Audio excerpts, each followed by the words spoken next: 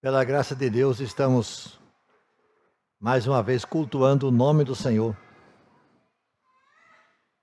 Eu já, como disse ainda há pouco, que a ênfase de hoje à noite aqui é fé e esperança e vice-versa, né?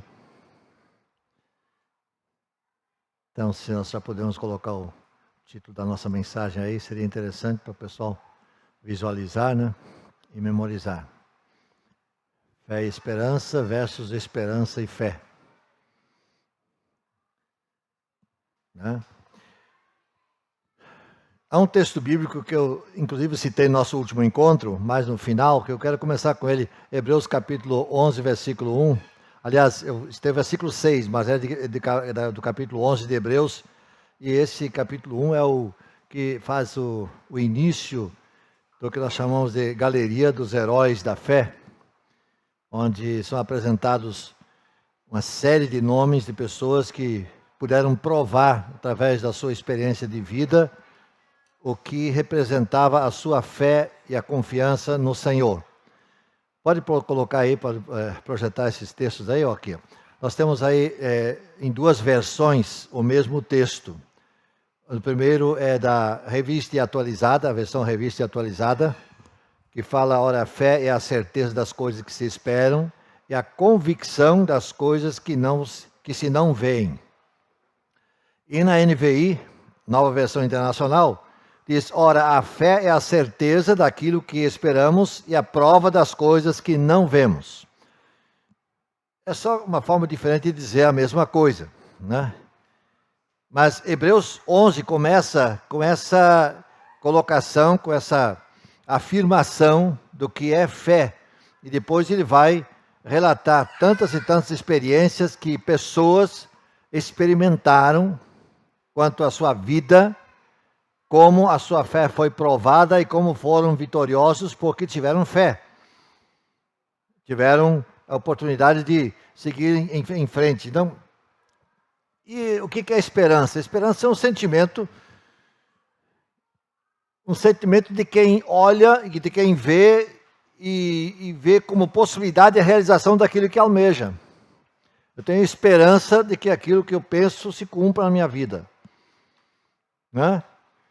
Confiança de algo que ele almeja há de acontecer, há de se concretizar, daquilo que ele mantém na expectativa e a sua espera, a sua esperança se torne realidade. Essa confiança que o ser humano pode ter, né?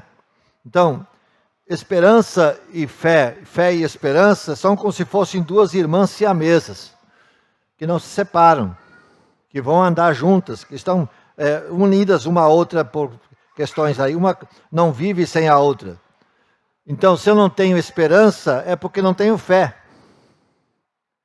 Se não tenho fé, a esperança já me abandonou. Então, precisa que nós tenhamos as duas coisas em funcionamento. Se eu tenho fé, eu devo ter esperança. Se eu tenho esperança, eu tenho fé de que as coisas vão se realizar, vão se concretizar.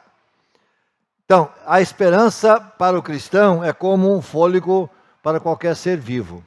Não se vive sem respirar.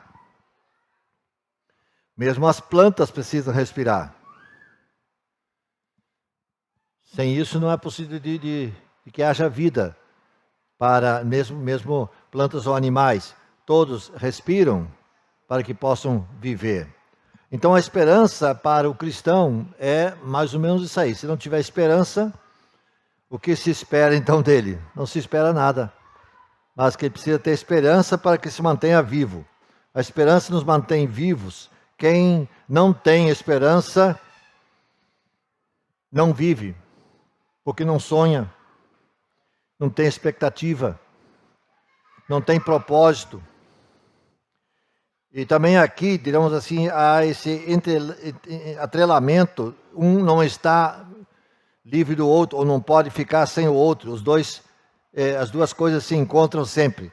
Quem não tem esperança, não vislumbra o futuro, não sonha. E ainda que sonhe, O que sonha vai ser uma coisa muito ínfima, muito digamos assim, sem muito significado, né? Mas, como diz, quem tem esperança vive melhor do que aquele que não tem.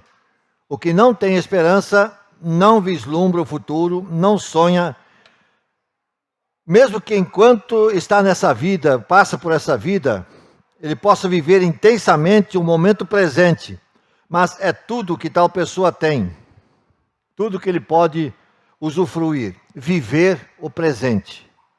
Ele não tem esperança para o futuro, então ele vive bem o presente, nada ele vislumbra para além da hora da morte. Tudo vai acabar aqui mesmo. Então não tem maiores esperanças. Não tem absolutamente nenhuma perspectiva do que vai ver depois. Vive mais ou menos no que diz uma filosofia popular, mas bem popular mesmo. Eu considero uma filosofia da sarjeta, né? Que diz assim, que o homem nasce, cresce, fica bobo e casa. Né? Dizendo que o casamento já seria uma pré-morte, né? Mas essa filosofia bem, como disse, bem da sarjeta mesmo. O homem nasce, cresce, fica bobo e casa. Quer dizer que eu não faço parte dessa filosofia, não sou dessa categoria dos filósofos, não. Viu? Né? Então, muito triste é o coração do incrédulo sem esperança. Muito triste o coração de alguém sem esperança, sem esperar nada no futuro. E tudo termina daqui a pouco. É triste, mas lamentavelmente existem pessoas assim. A esperança, ela não está associada ao que nós podemos fazer por nossa própria força. Claro que nós podemos estar nas mãos de Deus e progredir fazendo isso aqui, levando em conta a nossa capacidade. Não é por isso, não. Mas está na segurança e na confiança de uma intervenção divina, sempre que necessário e quando Deus assim quiser fazê-lo. E sempre quando eu não tenho condições de mais fazer, de prosseguir e de conseguir realizar, Deus pode nos dar condições, além de mostrar o caminho, dar também forças para a realização. E qualquer intervenção divina pode acontecer a qualquer momento, do momento da nossa vida, da nossa caminhada neste mundo. Esse Deus, nosso Deus, que é o nosso Deus criador e sustentador de todas as coisas, sempre tem o controle de tudo em suas mãos. E é o que o salmista vai dizer, quando ele diz assim, por que estás tão abatido dentro de mim? Se a técnica puder ajudar-nos a passar o slide, eu agradeço.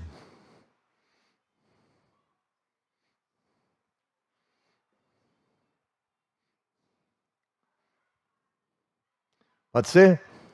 Ou não funcionou? Aí, por que você está tão triste? Ó minha alma, por que está assim tão perturbada dentro de mim? Põe a sua esperança em Deus, pois ainda o louvarei. Ele é o meu Salvador e o meu Deus. Há uma certa dúvida que esse salmo é de Davi. Alguns acham que é, outros que acham que não é. Vamos dizer que seja de Davi esse salmo. Então Davi, quando ele diz, por que estás tão triste, ó minha alma, ele está falando para si mesmo. Ô Davi, por que você está tão triste assim? O que está se passando com você, rapaz? Né? Ele não está separando a alma dele, botando do lado e conversando com a alma aí, não. Né? Ele está falando para si mesmo. Ele está falando para si mesmo. Por que você está tão triste assim, Davi? Por quê? Por que se martirizas? Por que estás assim tão abatido, perturbado dentro de mim? Não, eu ainda vou louvar o Senhor. Eu vou sair dessa. Eu vou avançar. Ainda o louvarei. Porque Ele é o quê? Ele é o meu Salvador e é o meu Deus. Tenho certeza de que eu vou sair dessa situação. Então o salmista usa essa expressão nesse momento uma espécie de refrão. No versículo 5 desse mesmo salmo, nós estamos aqui no capítulo, no Salmo 42, versículo 11, que é o finalzinho dele. Mas no versículo 5 ele fala a mesma coisa. Ou seja, no mesmo salmo ele usa as mesmas palavras, como uma espécie de refrão, porque os salmos eram cantados, eram transformados em hinos, então isso naturalmente tem a ver com isso, né? São palavras que sintetizam a experiência daqueles que creem em Deus, daqueles que confiam em Deus de forma irrestrita. O pedido que o salmista dirige ao Senhor é que ele, o Senhor, compreenda a sua situação, que o Senhor veja as suas adversidades, veja o que ele está passando, veja o que ele está enfrentando, essas adversidades que atrapalham a sua caminhada. Contudo, ele descobre que não havia motivo para se abater, para se queixar, porquanto o Espírito do Senhor caminhava com ele. Por que estás abatido, ó minha alma? Por que te perturbas dentro de mim? Deus é o meu Salvador, eu vou louvá-lo. Eu vou passar por essa situação. Eu vou avançar. As circunstâncias que nos cercam podem produzir dificuldades na caminhada, mas não nos impedirão de avançar. Não nos impedirão de louvarmos a Deus. Mas vão produzir um coração verdadeiramente sábio e grato, que contribuísse para o seu bem-estar. Esse é o desejo do salmista. Seu bem-estar que aponta para o lar eterno. E é assim conosco também. Nós vivemos na nova dispensação. Nós vivemos na nova aliança, ou regidos pela nova aliança, e nós temos em nós o Espírito Santo. Aliás, nós somos mais privilegiados que Davi, porque depois do Pentecostes, a situação ficou diferente. O Espírito Santo veio para ficar. Anteriormente não era assim. O povo lá do Antigo Testamento não tinha o privilégio que nós temos hoje. Ou seja, nós temos muito mais condições de estarmos sempre em harmonia com o nosso Deus do que o povo de então. Porque a situação é outra. Mas o Espírito Santo que está em nós, está em todos os que creem em Jesus como Salvador. E nada disso está fora do controle ou em perigo. Nada está perdido. E o que vier a ocorrer na caminhada não estará fora do controle de Deus. Devemos crer nisso, devemos depositar nisso nossa esperança e a nossa confiança. Então, passar pelo vale, na grande maioria das vezes, traz consigo a necessidade de caminhar em meio a sombras escuras. Situações que nos acontecem na caminhada. Mas mesmo em meio às sombras escuras, se aguçarmos os nossos ouvidos, nós vamos ouvir os passos e a voz do pastor, do nosso Senhor e Salvador. Ele disse: eu estou convosco todos os dias. Não disse estarei, mas estou. Presente contínuo. Eu estou convosco todos os dias. Então, mesmo em sombras escuras, envolto em sombras escuras, nós podemos escutar a voz do Senhor, escutar os seus passos nos guiando. E mesmo em tais situações, podemos seguir em frente. No caso do Salmo 42, o salmista reconhece que não tinha qualquer motivo para se queixar, qualquer motivo que se justificasse, pois o Senhor estava dirigindo tudo para o seu bem.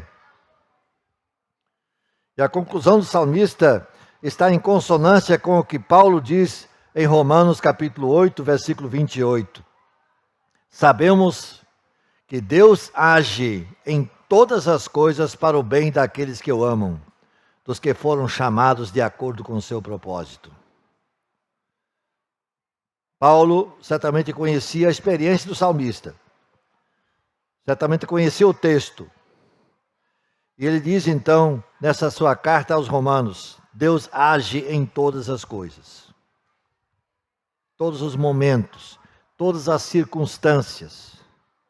Ainda que isso às vezes seja difícil para nós entendermos. Mas ainda assim Deus está ali. Deus está pronto, Deus está sempre presente. Esperança e a fé. O ser humano, todo ser humano que tem Cristo no coração, a sua esperança está firmada na rocha. Rocha esta que nós podemos também chamar de Deus triuno, Pai, Filho e Espírito Santo. Nós sabemos que Deus é fiel, fiel para cumprir o que disse que faria, fiel para cumprir tudo que prometeu, porque é isso que declara o autor da carta aos Hebreus, no capítulo 10, versículo 23, diz assim: apeguemo-nos com firmeza na esperança que professamos, porque aquele que prometeu é fiel. O autor da carta aos Hebreus está taxativo nisso aí. Nós professamos ter essa esperança, confiando naquele que prometeu, e aquele que prometeu é fiel. Não há por que duvidar que não há de se cumprir. Agora, talvez aqui tenha uma questão de pensarmos um pouco na questão da oração a Deus, que muitas vezes a gente espera uma resposta e não vem aquela resposta. Eu creio que Deus responde todas as orações. Todas, absolutamente todas. Agora, ele tem 3 respostas distintas. Ele tem o sim, e tem o sim, mas espera um pouco, e tem o não. Porque o não também é uma resposta. Por que o sim, mas espera um pouco? Você tem um menino de 5 anos de idade. Ele tem na mão uma garrafa de álcool e uma caixa de fósforo. Você vai deixar? Vai? Eu acho que não. Mas quando ele tiver 18 anos de idade, 20 anos, ele tem uma garrafa de álcool, uma caixa de fósforo, dá para deixar na mão dele? Agora já dá, porque ele já conhece a situação, ele deve estar fazendo algum trabalho, mas com 5 anos de idade certamente seria desastroso. Então Deus diz sim para muitas coisas, mas não agora, mais adiante. Mais adiante, porque você ainda tem uma caminhada, você ainda tem que aprender algumas coisas. Então nem sempre a resposta é negativa, às vezes é negativa, por isso sim, sim, mas espera um pouco, e o não. Vejo que Deus tem essas 3 respostas, mas Ele responde todas as orações. Não deixa nenhuma oração sem resposta. Então não sei o que Deus está dizendo à nossa oração de hoje. É preciso talvez aguardar um pouquinho e ver qual é a resposta do Senhor. Isso não nos, digamos assim, não nos levaria a ficarmos sem esperança, nem sem fé. Porque o autor da carta diz assim: aquele que prometeu, ele é fiel. E ele vai cumprir. Vai cumprir dentro da sua soberania, dentro daquilo que ele acha que realmente deve fazer, porque ele é soberano e tem o controle sobre todas as coisas. É preciso que a gente entenda isso.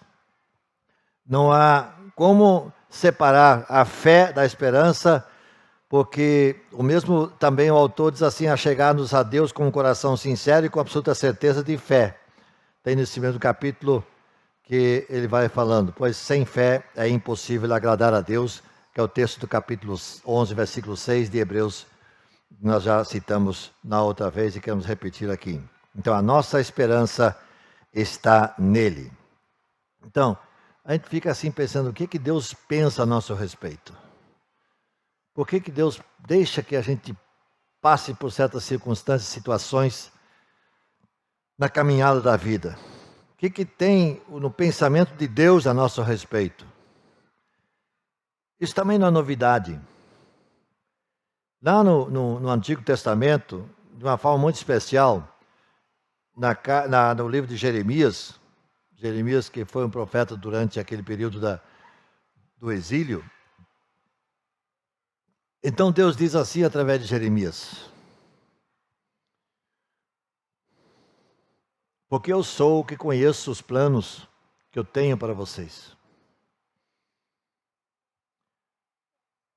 Enquanto eu estou lendo isso aqui, pense no seguinte: Israel está sendo levado para o exílio. Aliás, Israel já foi, agora é Judá. O povo judeu do reino de Judá está sendo levado para o exílio.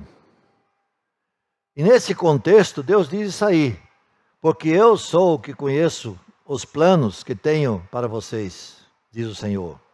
Planos de fazê-los prosperar e não lhes causar dano.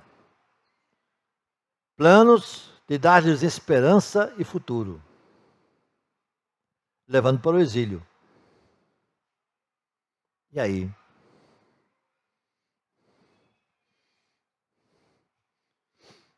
O contexto é esse. O povo está sendo levado para o exílio. O que alguém poderia ver de bom e positivo nisso? O que pode haver de positivo deixando uma nação sendo levada para o exílio?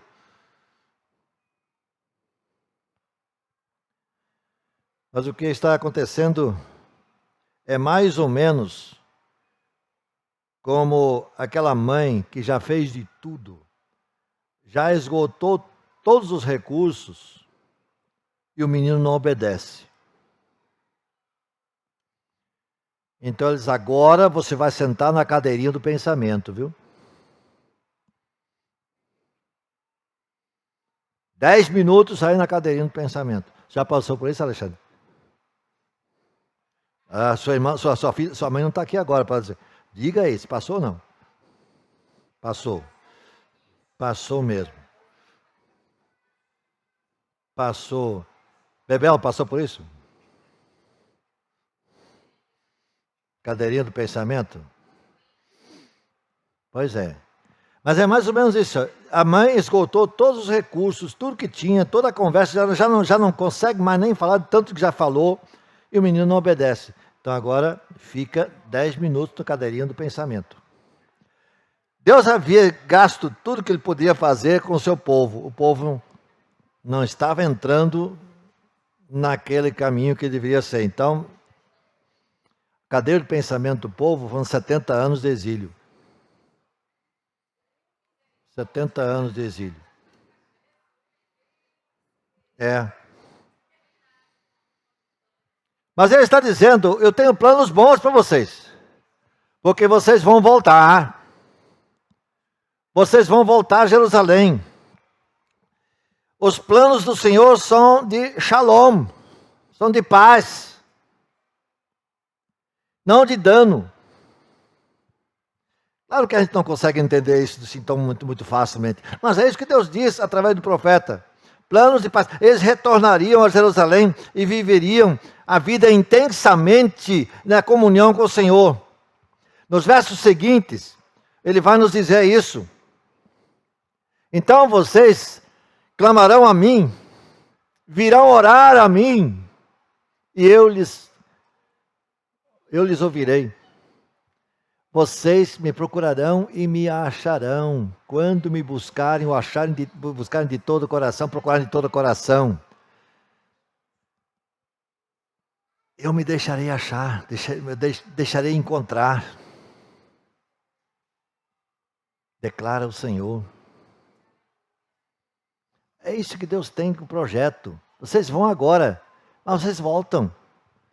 Voltam e vão voltar numa situação melhor. Vocês vão voltar em outro espírito. Vocês voltam curados. Vocês vão me procurar.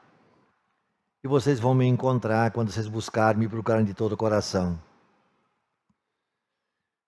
Muita gente quer encontrar Deus de qualquer maneira e não o procura de todo o coração. E não vai encontrar. Mas Deus diz, eu vou me deixar achar por aqueles que me buscam de todo o coração. Eu vou deixar que vocês me encontrem. Eu vou deixar ser encontrado declara o Senhor. Deus, Ele é bom como Pai de amor e sabe o que é melhor para cada um dos seus filhos. E percebe, no caso de Israel e de Judá, que não há outra solução senão a cadeirinha de pensamento, que é o exílio.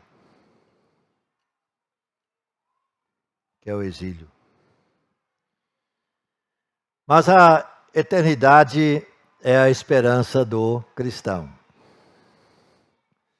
A eternidade é a esperança do cristão. Quando Jesus nasceu, o plano de redenção se efetivou e a esperança para a humanidade ganhou rosto e forma na pessoa de Jesus.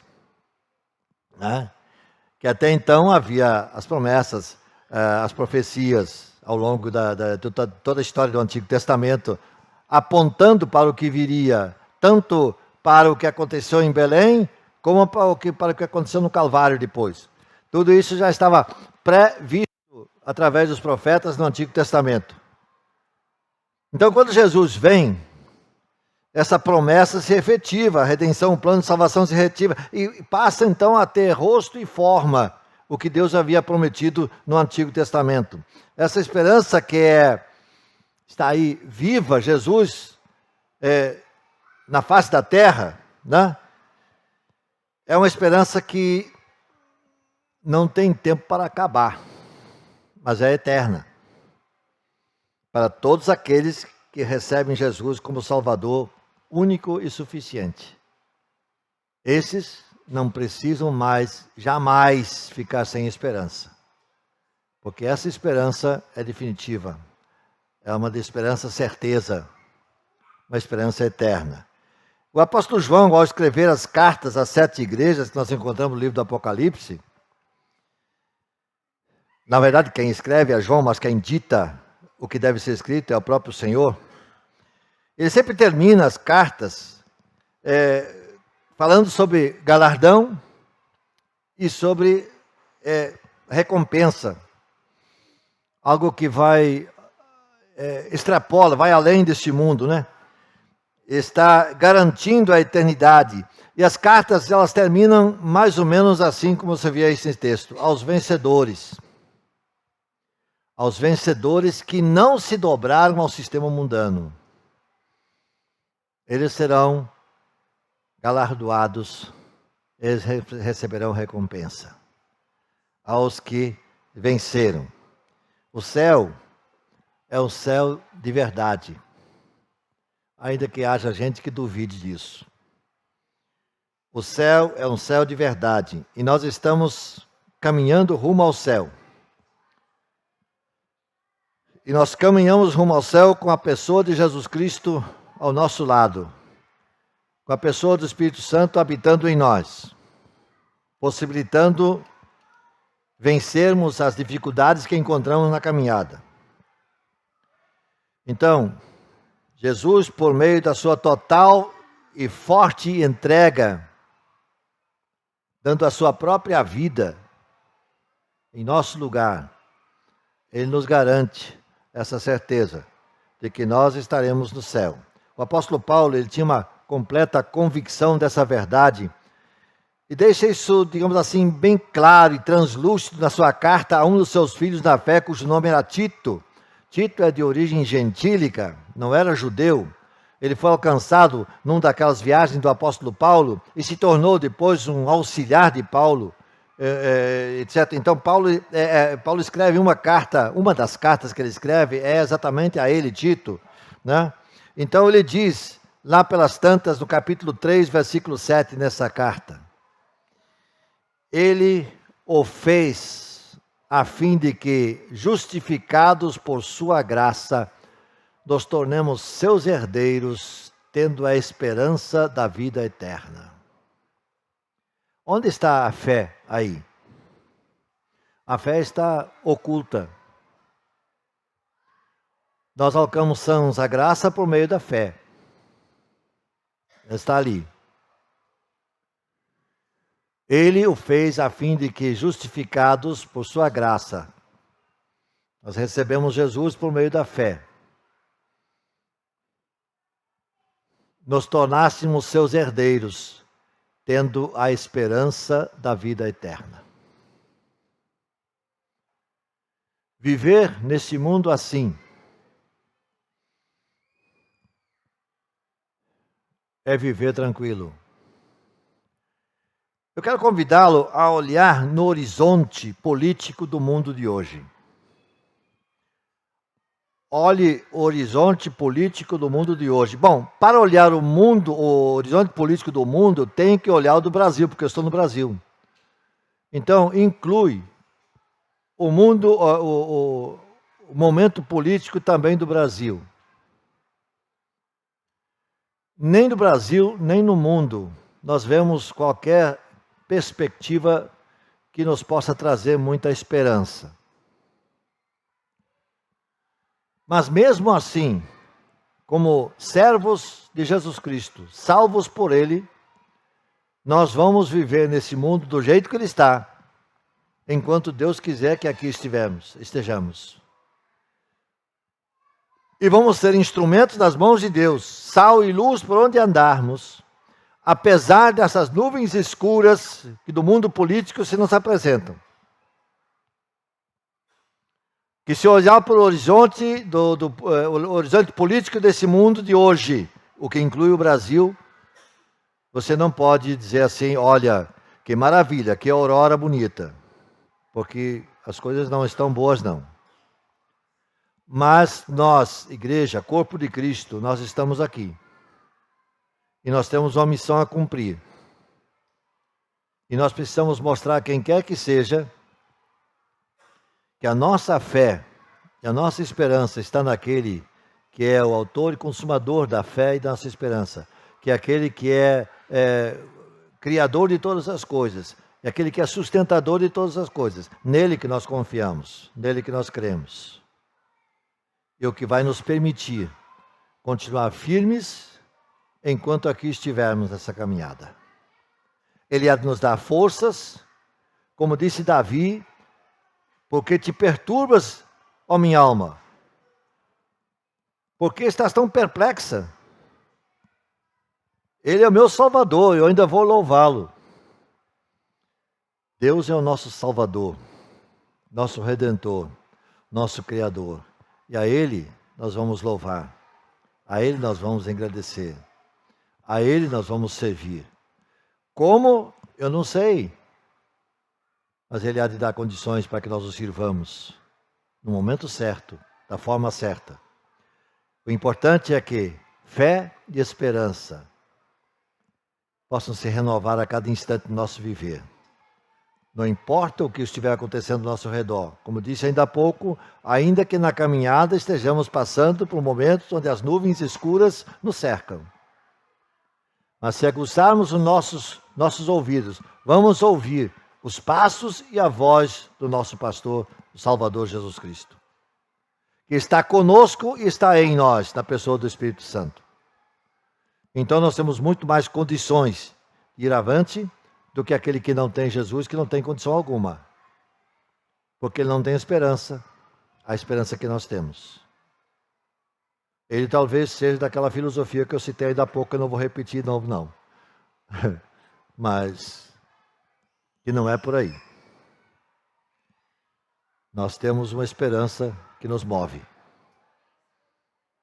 Que Deus nos dê certeza de que a nossa fé jamais venha a desfalecer. E a esperança jamais venha falhar. Haja o que houver, venha o que vier. Vamos orar? Senhor nosso Deus, Tu és o Criador e sustentador de todas as coisas. Tu és aquele em quem nós confiamos e em quem depositamos a nossa confiança. Fé e esperança devem estar diante de nós sempre. Como nós já afirmamos aqui, devem estar de mãos dadas. Devem andar de mãos dadas. E devem ser alimentadas por Ti, ó Pai. E Tu has de fazer com que nós sejamos capacitados a prosseguirmos, a avançarmos, a seguirmos em frente, ainda que as circunstâncias que nos cercam sejam tantas vezes adversas nossa caminhada. Mas contigo, ó Deus, nós seremos fortes. Como o salmista diz, não há por que nos perturbarmos, porque Tu estás conosco.